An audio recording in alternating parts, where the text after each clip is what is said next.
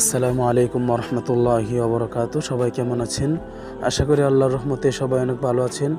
আমার design YouTube চ্যানেলের পক্ষ থেকে আমি আবু তালহা রয়েছি আপনাদের সাথে। চলে আসলাম আরও একটি মাদ্রাসার অফিস রুম ব্যানার ডিজাইন নিয়ে।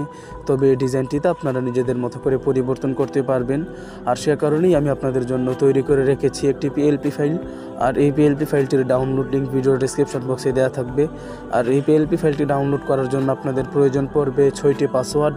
আর সেই পাসওয়ার্ডগুলো ভিডিওর বাঁদিকে কিছুক্ষণ পর দেখানো হবে, তাই সম্পূর্ণ ভিডিওটি মনোযোগ সহকারে দেখুন, কোনো রকম স্কিপ না করে।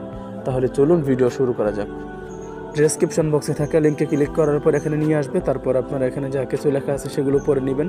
তারপরে একটু নিচের দিকে এসে যে দেখুন নিচে পাসওয়ার্ড দিন, এখানে ক্লিক করে ভিডিও থেকে সংগ্রহ করা পাসওয়ার্ডটি এখানে বসিয়ে দিন। পাসওয়ার্ড বসানো হলে তারপর আপনারা সাবমিটে ক্লিক করুন। তারপরে এই লিঙ্কে ক্লিক করুন। তারপর আপনারা এখান থেকে লিঙ্কটাকে কপি করে নেবেন। তো লিঙ্কটি কপি করার জন্য এই 3 ডট মেনুতে ক্লিক করুন। তারপর কপি লিঙ্কে ক্লিক করুন। তারপর আপনারা ক্রোম ব্রাউজারটি ওপেন করে নিন। তারপর আপনারা সার্চ অপশনের লিঙ্কটাকে পেস্ট করে দিন। তারপর সার্চ করুন।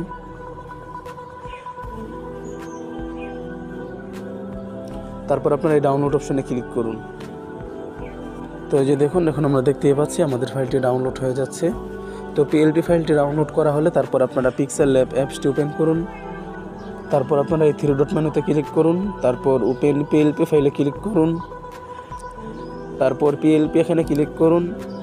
তারপর আপনারা আপনাদের ডাউনলোডকৃত পিএলপি ফাইলটি যে ফোল্ডারে ডাউনলোড করেছেন সেই ফোল্ডারে গিয়ে ফাইলটি খুঁজে বের করুন। তো এই যে দেখুন আমার ফাইলটি এখানে এসে গেছে। তো আপনারা ফাইলটিতে ক্লিক করুন। তারপর ওপেন অ্যান্ড অ্যাডে ক্লিক করুন।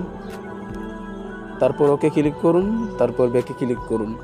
তো এই যে দেখুন এখন আমরা দেখতেই পাচ্ছি আমাদের ডাউনলোডকৃত পিএলপি ফাইলটি এখানে ওপেন হয়ে গেছে। তো এখন এই ফাইলে থাকা প্রত্যেকটা লেয়ার দেখার জন্য এখানে ক্লিক করুন। এই যে দেখুন আমি আপনাদের সুবিধার্থে এখানে প্রত্যেকটা লেয়ার আলাদা করে দিয়ে রেখেছি। তো আপনারা দেখতেই পাচ্ছেন। তো এখন আমরা দেখব কিভাবে আপনারা এই ফাইলে থাকা লেখাগুলি পরিবর্তন করবেন। তো সেজন্য আপনারা যেই লেখাটা পরিবর্তন করতে চান সেই লেখাটার উপর ডাবল টাচ করুন।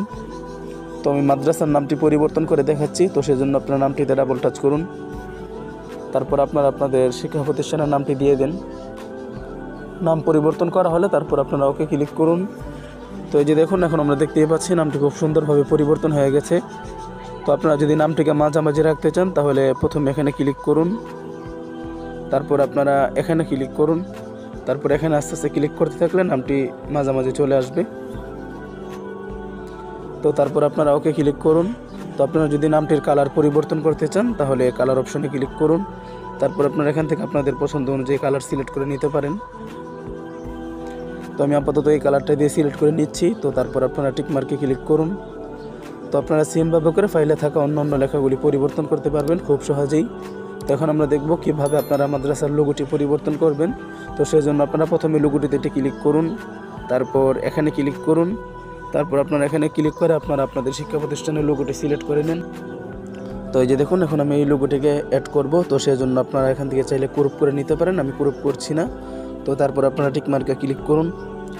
তারপর আপনারা এখানে ক্লিক করুন। তারপর এটা আস্তে আস্তে মাইনাসের দিকে নিয়ে গেলে লোগোটি আস্তে আস্তে ছোটো হয়ে যাবে। তো তারপর আপনারা টিক মার্কে ক্লিক করুন।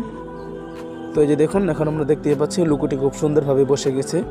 তো আপনারা সেমভাবে করে ফাইলে থাকা লোগোটি পরিবর্তন করে নেবেন এবং লেখাগুলি পরিবর্তন করে নেবেন। তো সব কিছু করা কমপ্লিট করার পর এখন এই পিকটিকে ডাউনলোড করার জন্য এই শেয়ার অপশনে ক্লিক করুন। তারপর আপনারা সেভ টু গ্যালারিতে ক্লিক করুন।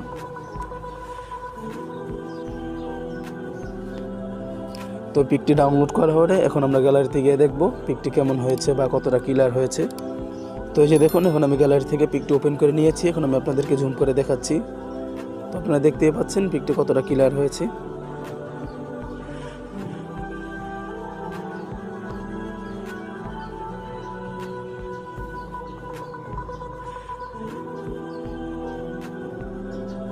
আজ তাহলে পর্যন্তই। ভিডিওটি কেমন লাগলো অবশ্যই কমেন্ট করে জানাবেন। আর ভিডিওটি যদি ভালো লেগে থাকে অথবা কোনো উপকারে এসে থাকে তাহলে ভিডিওতে একটি লাইক করে আমাদের ইউটিউব চ্যানেলটিকে সাবস্ক্রাইব করে আমাদের পাশেই থাকুন। ধন্যবাদ।